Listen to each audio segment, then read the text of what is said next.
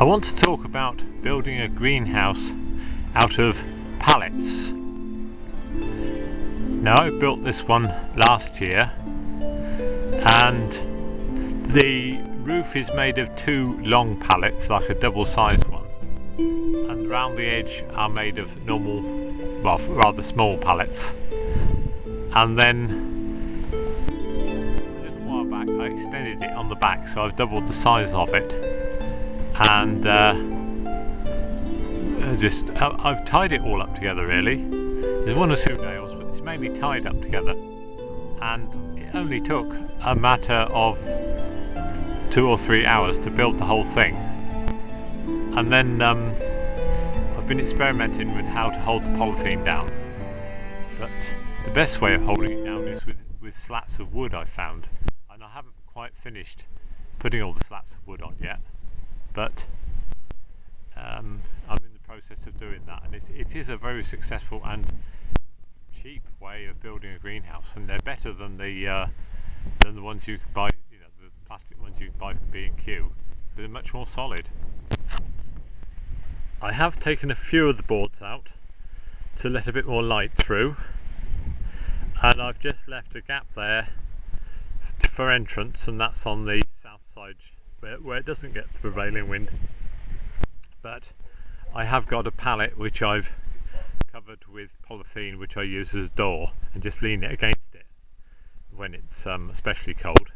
One thing, you have to be careful when any odd pallets around to tie them up when you're not using them, because they can fall over, and if they fell on a youngster, that wouldn't be good.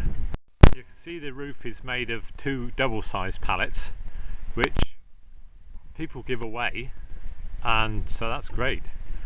And if you've got a vehicle big enough to transport them around in, you can make use of them. But that, I thought, suggested itself as a greenhouse roof to me, and that's probably what gave me the idea. And I'm surprised how well it works. That's the original greenhouse, that double pallet there, and then the other bit on the back's not quite so long, but still quite big. So this year I've just had tomatoes in here. It's September the 9th and they're not doing badly now. They're moneymaker tomatoes, and they're planted straight in the ground, so I haven't had to water them at all, so don't have to bother with the chore of watering. And I planted them in the spring, and of course the ground was exceedingly cold in the spring for this terrible year we've had, and there was a point where I got a little bit depressed by it all. But it has actually all come good, and they're looking fantastic at the moment.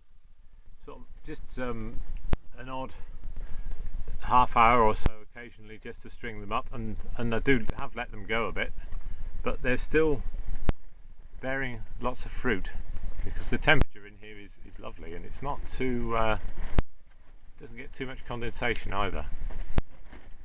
I shall probably be growing radishes and lettuces in here during the winter. The construction, it would put a Boy Scout to shame really. I mean, it is very string and tie, but it works. And come the